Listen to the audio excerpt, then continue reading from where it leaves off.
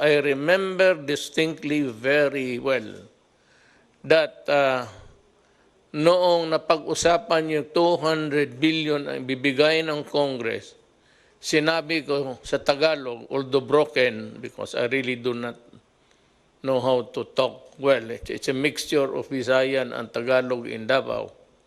Sinabi ko, wag na wag ninyong do not fuck up with this pera because it's really a blood money now needed to keep the nation alive. So wala akong I would listen to Secretary Duque. But I gave him the instruction and I admit it in public now. Sabi ko sa kanya, do everything you can. Sabi niya, there's so many proposals. So I do not care. If it's not cheap, if it is expensive, just go ahead and do something about it. Kasi ipit na tayo dito. And those were the early days. I remember yung ipit ako, I was boxed in a corner. Sabi ko sa, even the task force, please do something about it. And the task force is a task force. It's composed of many talents there. Kung ang utos nanggaling sa akin, correct, tama yan. Ako ang nag-utos sa akin, sa sarili ko, na sabihin kay Duque na gawain mo. Ngayon, do not tarry because sabi ko,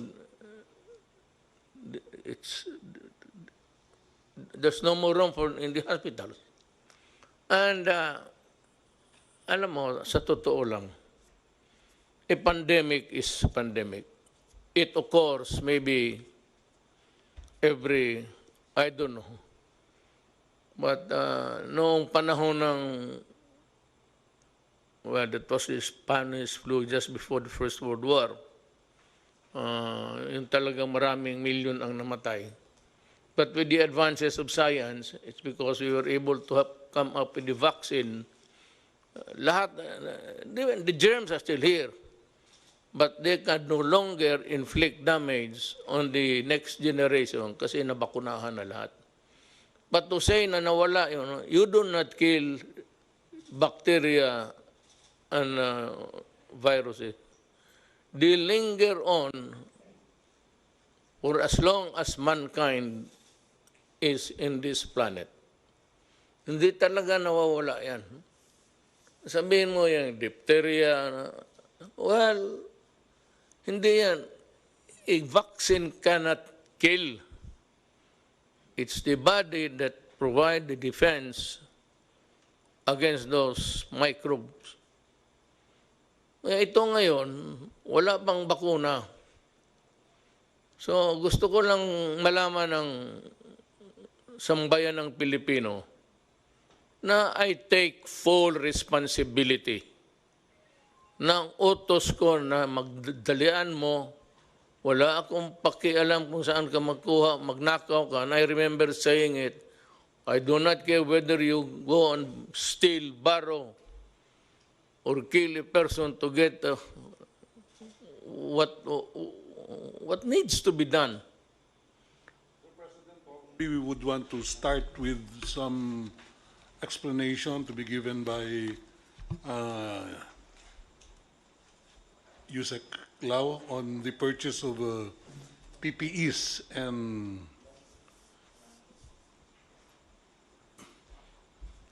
some medical equipment. We have a mannequin there. That is the complete set of the personal protective equipment for a medical personnel to wear. Wala. Who's inside there? A woman? No, mannequin po. Bakit may manikin ako dito? Kulang lang po siya ng ano tawag doon? It lacks the face shield. It's 9-piece item So we start with the most expensive part is the coverall. Yung parang may takip sa ulo. Okay. This is the coverall. It has a blue strip, which is very, this is one of the marks of a very expensive coverall, protection gear. This is what we call as Ebola level. Ang Ebola level, it can actually stop even air transmissible viruses. Ano siya? It's lightweight and it's non-woven, may heat seal, even the sewn portion is covered to make sure that pag nagkaroon tayo ng spill, air or liquid, hindi papasok sa balat or sa clothing ng mga doctors. So when you go international, lahat sila itong sinusuot. There's only one country who's not wearing this, it's Korea. Korea has the same item but no heat seal. That's why even yung Korea companies that's trying to provide supply sa Philippines, we cannot accept their item because it's not heat sealed. Now, the difference between heat sealed and not, it's almost 200 to 300 pesos. So, mahal kasi, we have a price from DTI. There's one company known as Conweb. They are producing PPEs locally that will start on June this year. So, we will be buying it at 850 kasi local. But the materials will still be imported from China. But this one, pag imported to, at least 1,100. That's the statement of Senator Lacson, yung 1,097. This is one. Kasi this is actually 1,100. So when you say, they say PPE sa DOH, that's just the coverall. Now we have locally made items like this. Yung mga local kasi hindi siya medical grade. Tela ang gamit, fabric. So pag fabric, may tendency yun na papasok yung tubig. So hindi siya protective. It makes you feel secure, but it's not actually medically safe for you to wear. So let me interrupt you. Yes, sir. So do not buy that kind of overall suit. It is a plastic one that would place the health workers, even if there is just an iota of chance na buhay yan. Tama yan. Yun ang binili mo? Yes po, this Tama yan. high grade po. Yes. Tama yan. This, Walang problema. there is a standard set by DOH and FDA. Ano po to, international standards, and we're following that. We don't go below kasi nga, the company Yes. can be sued, we can be sued. I and agree with kawalan you. po. Then I agree with the you. next po, we have the goggles. Yung goggles natin, there are many types of goggles. That goggles po, meron siyang butas but not direct. Pag direct kasi, pag may fluid, papasok siya. So may ventilation, but it's called the ventilation na indirect kasi may valve. So air can come in to make sure you will not perspire. The goggles is anti-fog para hindi siya mag-fog. And at the same time, may ventilation so that there will be no moisture. So pag wala siyang ganun, ang tendency you sweat, magpuputi-puti. The next one is we have two types of mask pinapasuot natin sa kanila. Both. We have the N95 or the KN95 and we have the surgical mask. Where is the other one? Nandun po. The other is a surgical. The blue one is the surgical, the white one is the KN95. Okay. It's the standard set by DOH, double mask po dapat ang suotin. And after that, we have the lab gown. The lab gown is isolation level. So the coverall is protective level, even air and water, hindi makapasok. The lab gown is isolation level. It means pag nilagyan mo siya ng tubig, hindi papasok. Pag nilagyan mo ng pressure, saka tatagos yung tubig. So there are a lot of cheaper lab gowns, but they cannot pass kasi po pag nilagyan mo ng tubig, tatagos lang. So it makes you feel safe, but medically, if you're not aware, you are risking your life if you do that. Okay, let me again, pardon. Sinong nagbigay ng specification? DOH and FDA po. Oh, okay. So it's more expensive. Yes po, because it has to meet the standards. Ito po lahat naka-standardized. Even the gloves, sir, is It's powder-free, textured, and either latex or nitrile. Hindi pwede yung PVC or other types kasi masyadong manipis and hindi medical grade. And ang advantage po lahat ng sinusuot ng mga doctors natin, kahit yung head cover and shoe cover, it does not promote growth of viruses and bacteria, which is very important. Kaya hindi po pwede yung reusable. May binibenta mga reusable sa market. They offer it to us, we send it to DOH. Ang risk kasi pag reusable, pag hindi siya maayos, pwede ka mag-contaminate. That's the explanation to us given by DOH. So it's high risk. Again, I interrupt you. Do not ever do that. Yes, sir. You just throw it away. Yes, sir. If you place a person in jeopardy, he is working, lalo na yung mga doktor, they're fighting for life. Tapon mo na yan. That's the reason why we are spending money. And we will spend money. I said we can always sell everything that we have. Tapon na ninyo yung, kasi I read. Yes, sir. So sa kanila, yung sabulo, goes into the trash can pagkatapos. Paghubad nila, tapon na sa trash can. I just would like to provide you feedback that the director of UPPGH, Dr. Gap Legaspi, had expressed to me that they're very, very satisfied with the quality and the level of protection that these PPEs provide their doctors. Kaya yung infection rate daw nila bumaba, Mr. President. So that is the same is true for all of our other hospitals who are now using this personal protective equipment. That's why I'd like to thank USEC Lloyd Lau for really ensuring that our healthcare workers, doctors and nurses are fully protected using the level 4 PPEs as we have specified. Pag panahong ito, medyo some say na nag-flat na tayo. But ang problema, the number of cases is going high, some 14319, 14,319. Sabagay, the only good thing there going in our favor was that the recovery rate is very high. 3,323. Ang death, 5 lang. Bago. Total of active cases, 10,000 lang. Ano ba talaga itong... Are we on the second, third, fourth, or fifth wave? Or no wave at all? Mr. President, we're actually on the first major wave, major po, of sustained community transmission. Yung pong nabanggit ko na second wave and my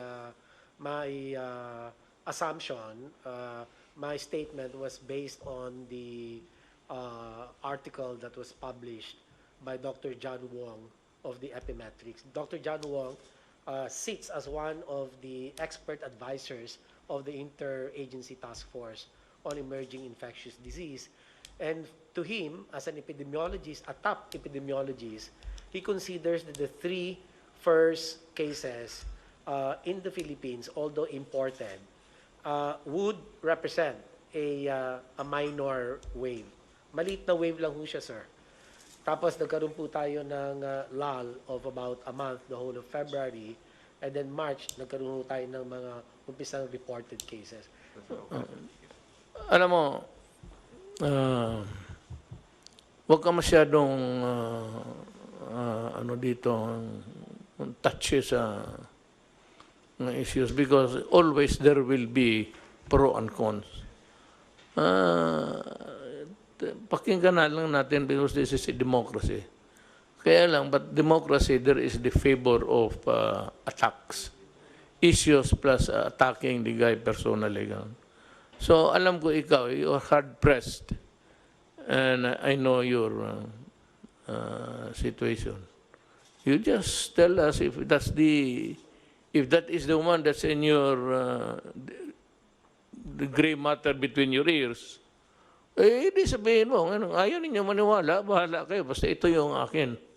So that maybe you should adopt that kind of attitude. So be it. If I committed the wrong, as long as there is no malice there, kaya ito ng expensive. Hearing out now ni Atty. Lau, eh, tama siya. And I would even caution, I said, do not recycle. Because recycle, you have to, yan ang ayaw ko. In recycling, you have to worry whether or not it will cause a new infection. And worse, it would affect the user. Ang user niyan, ang mga doktor.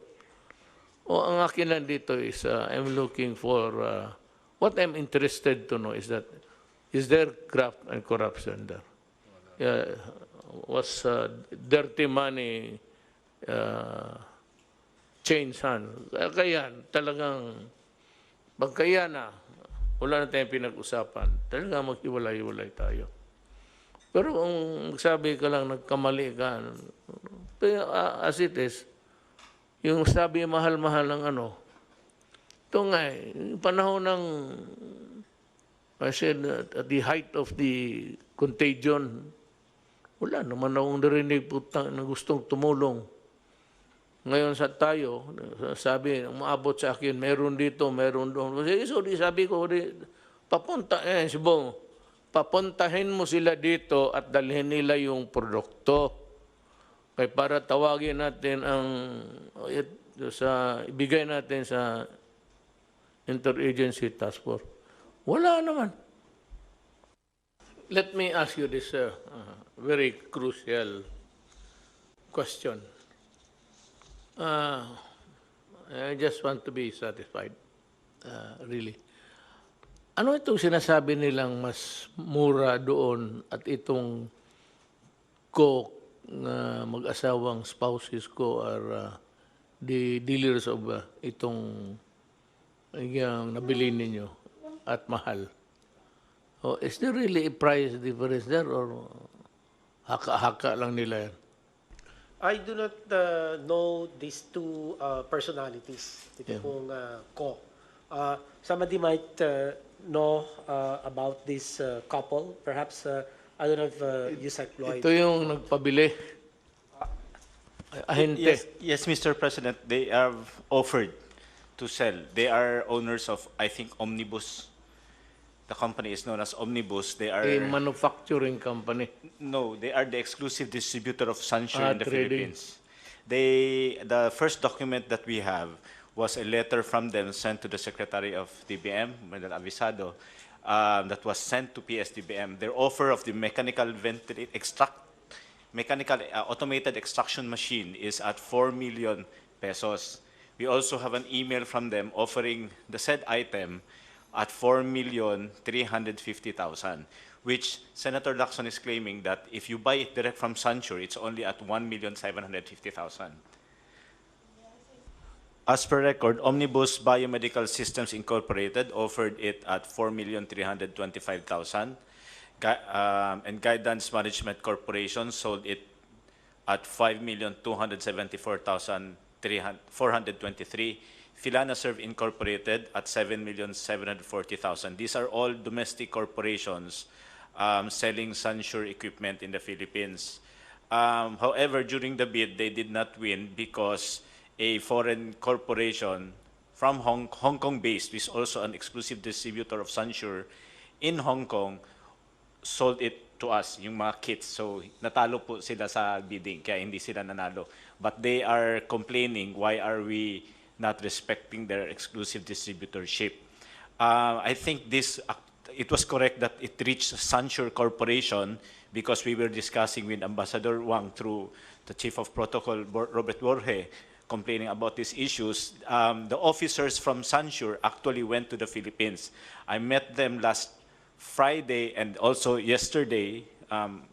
We met them over lunch sa DBM, and we personally requested that they if they sell directly to the Philippines, and they're willing to forego of Omnibus because they were actually negotiating that since they have relationship with Omnibus, can they use it as distributor, and they are willing to reduce the price. I think Omnibus is willing to reduce the price. But I made a statement, categorical express statement, that we are no longer willing to discuss with Sansure if they go through Omnibus, because they were given a chance before when the government really needed it, and they gave us a very high price and threw the ball to us that you can only deal with us because we're the exclusive distributor in the Philippines. So if we allow them to distribute now at a lower price, we're giving them a reward for what they have done before. Now that we can go direct to Sansure, we suggest that we bypass them because we can get it cheaper. Second, they should pay for what they have done before. Kasi nagipit tayo, hindi tayo makalipad. Kasi meron tayong mga restrictions and all. They're the only ones who are connected to Sansure, and they're selling it at least not less than double the price. And you cannot get it unless you pass through them. I think the same problem with the private sector. Okay. Anybody else? Anybody would like to? Yes, Secretary Roque. Yes, sir. Ang punto ko lang po, meron tayong existing law against profiteering, defined as taking advantage of a national emergency, and there's also provision in the Bayanihan Act. And I think from what we heard from at least Project ARC, no, this is very serious kasi nga the only source that we can get these PCR machineries and kit is from Sansure now, and there was really almost an attempt to blackmail us into buying something very expensive. No? And that's why I thought baka meron talagang basis para imbestigahan po itong COCOPOL ng NBI, no, for profiteering and hoarding under the special law on anti-profiteering and under the Bayanihan Act. Thank you po. O sige, we will act accordingly in the course of maybe we'll be able to give a statement to the public latest about 3 days. Nakatambak yung papel ko sa opisina so that everything will be presented to the public in black and white with the corresponding explanations. And NBI should study the matter very, very carefully. Kasi alam mo, itong mga putang inang negosyanteng to, whether it's really an issue of humanity and the greed, yung hoarding na ano, you cannot, it's part of the business practices which you may call not even obnoxious, it's repulsive to the human mind when you start to think about it. But let's look at it on what it is legally. Sans the maybe yung mga suspicion, whether it is like that. After all, it's not easy to charge a person. I still believe in the if the NBI has the probable cause, then go ahead. But I still believe in the what accruing to government people working, the presumption of regularity in the performance of their duties. Dito na naman tayo sa It's a more serious problem coming up is the issue of the OFWs coming in. Sa pagka ngayon, meron tayong 24,000 stranded in Manila.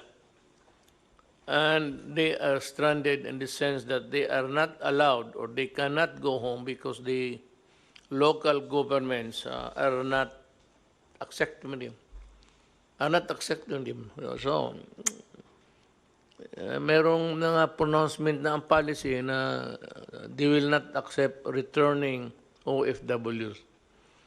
Ang masama nito, kasi pag ganun ang behavior natin, Secretary Bello says that there are about 302 coming in a short while, and 62,000, 302 and 62,000 are expected to arrive as soon as our airports are open. No, in the, not really confusion, but in the desire to protect their respective territories, ganon man. And I can say that if that is the way they would handle it, like somebody who's really a chieftain of a city or province during a pandemic time, okay yan. Pero alam mo, hindi naman lahat talaga nagkasakit. And it is very cruel actually to deny them to go home. Nandito yan sila sa hotel because they are not, or they cannot go home.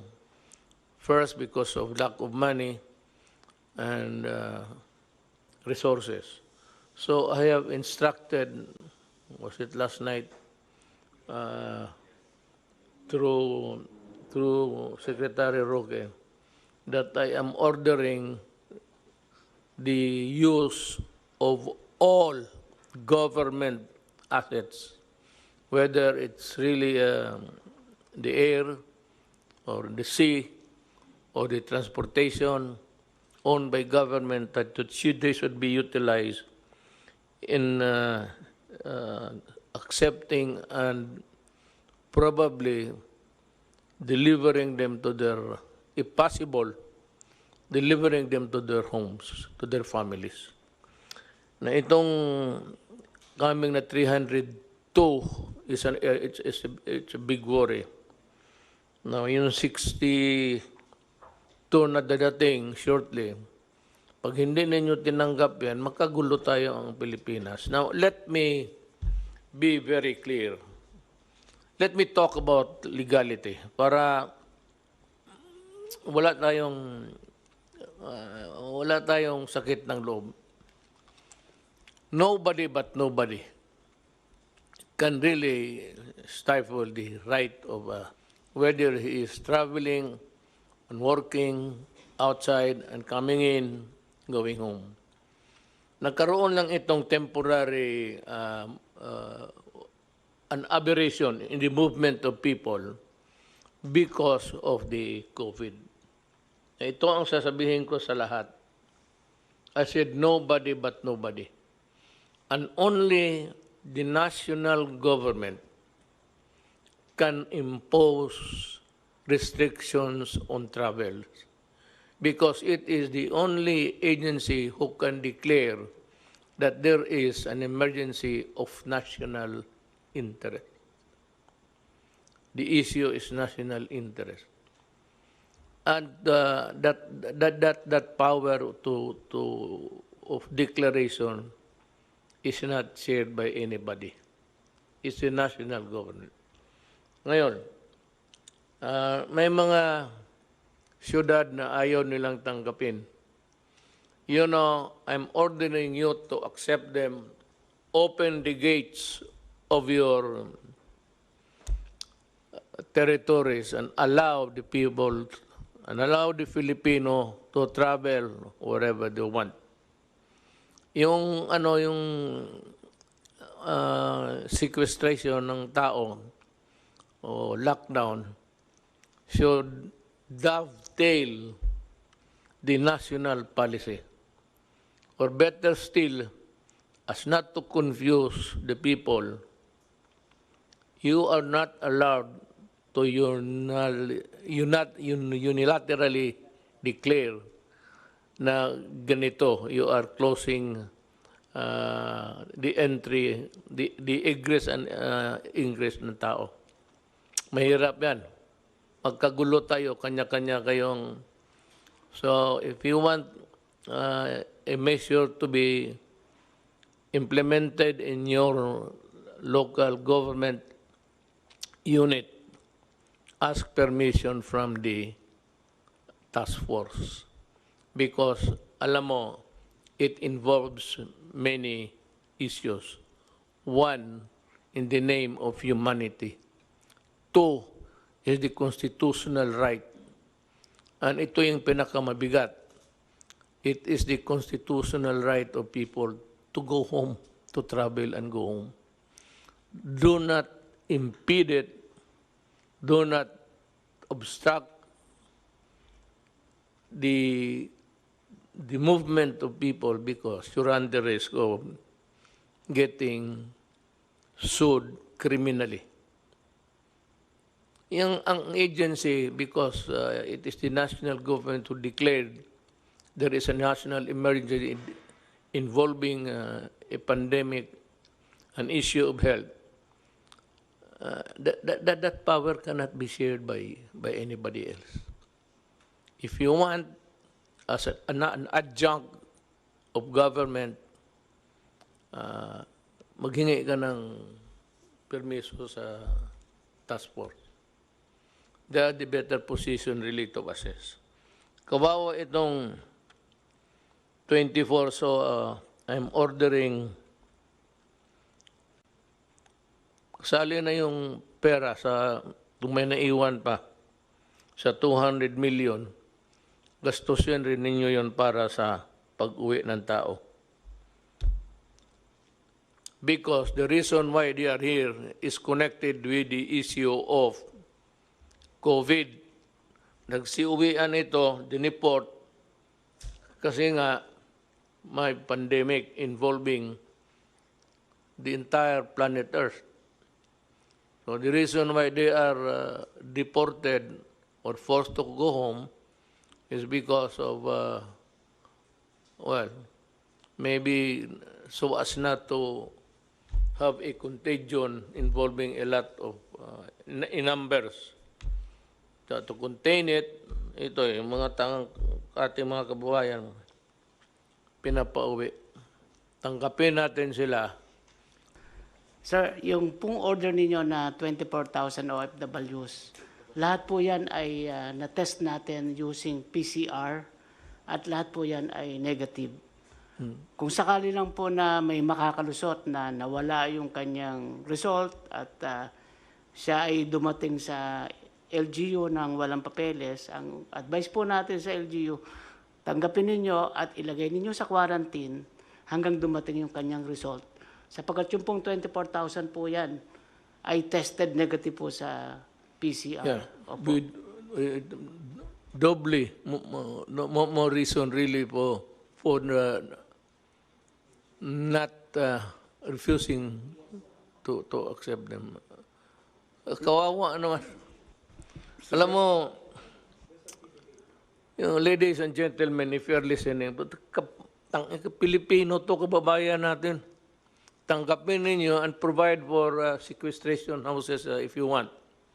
Yung doon sila i-quarantine. Pero hati-hati tayo sa problema. Total, hindi naman kami nagkulang. Whatever you need, we provide. It's just a matter of time. You cannot service the entire 110 million Filipinos at once. That's why I think it's ignorance only on the part of the LGUs. They don't understand, you know. So I think tama ho yung sinabi niyo, we should lecture to them. We should have seminars. I'm willing to give it even via Zoom, di ba? We're doing this anyway for LGUs. We can do it for them. No? We have to educate them. Mr. Well, anyway, President, the 4,000 will be home to their own provinces by Thursday. But it behooves upon the Right? DILG to really see to it that everybody is delivered and returned to their homes, sa pamilya nila. Nung panahon ng good time, we were experiencing the benefits of the dollar. It formed a big part of our GDP. GDP is simply income. Ang ibig sabihin ng GDP is income. Nung income na sa bansa natin, malaki because nandito ito mga OFW. Tapos ngayon hindi natin tanggapin. Oh, what's the fuck? That's final. Mga mahal kong kababayan, ang gobyerno may proseso na pag-modified quarantine, may mga lugar, pati may mga tao na exempted na sila, so they can work. Gaya ng construction, malayo naman sila, hindi man dikit-dikit yan. Pero dahan-dahan yan. Pero ito lang ang pakiusap ko. As I said before, kayong maglabasan na, baski na hindi nga kayo pinapayagan, lumalabas na kayo eh. Hindi ko naman kayo madampot, pati yung mga bata ninyo kung isalin ninyo. But ito ilagay ninyo sa ulo talaga ninyo, ha? Sa conscious mind ninyo palagi. Ang COVID ho, nandito pa. And yung pagpalabas ng mga tao, hindi ibig sabihin na tapos na ang COVID. Nandito pa rin. So, kung gusto mong lumabas ngayon, sa ngayon, wala pang medisina, walang vaccine, at your own risk yan. Kung maglabas ka, sabihin mo, wala mang mangyari, magandang antibody ko, gano'n, okay. Pero pagdating sa panahon, at nagdelirium ka na, at ginamit na yung ventilator, yung ventilator is the last chapter sa ospital. May lagnat ka, tapos may oxygen. Pero pag ginamit na yung ventilator na yan, ibig sabihin yan, yun na yung maskara mo papuntang langit o saan. Bantay kayo dyan. Do not be reckless. That's the word. Huwag kayong masyadong pabaya na basta sinabi ko sa inyo, alcohol, hugas kamay, mask. Maglabas kayo, take all precautions para walang sisihan. Gamit ka ng mask, gamit ka. Pag tinamaan ka pa rin, papanahon mo na.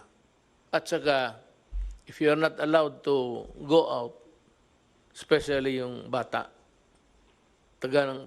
pero malapit na. I think by the grace of God, we will have the vaccine before the end of the year. So mag-asa na lang tayo sa mga marunong at saka mayaman na mga bayan. They are feverishly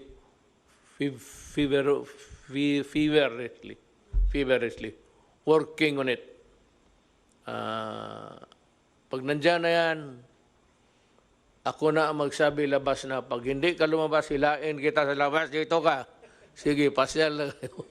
Kaya may bakuna na yan. Bakuna muna tayo, tapos bahala na. But without the vaccine, it's really danger. It spells disaster. So, mask, hugas kamay. Mga bata, wag muna. Yung opening ng classes, that's a very... I will not allow the opening of classes na magdikit-dikit yung mga bata. No? Bahala na, hindi na makatapos. For this generation, wala na matapos na doktor, pati engineer. Wala. Kasi hindi na, wala ng aral. Laro na lang. Unless I am sure that they are really safe. It's useless to be talking about opening of classes. That's probably bad. Para sa akin, bakuna muna. Pag nandiyan ng bakuna, okay na. So, remember that. pati yung mga mayors, governors, kindly remember that they are Filipinos and that there's only one body, the government through the task force, who can make pronouncements about lockdowns, about quarantine, or sequestration of whatever. Mahirap yan. Isa lang ang gobyerno. The national government makes the pronouncement. You just follow. And itong sabi nga ni General Anyo, ito, tinamaan rin ito ng COVID si General.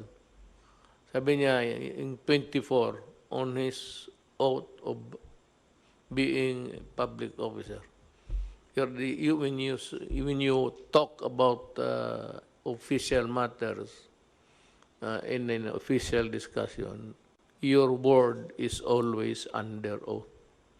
So, sabi ni John Anyo, safe yan. Pag magkamali, may reinfection, then we will act accordingly. But anyway, he's the one who would i-husband niya yung the whole setup. Maraming salamat sa inyong lahat.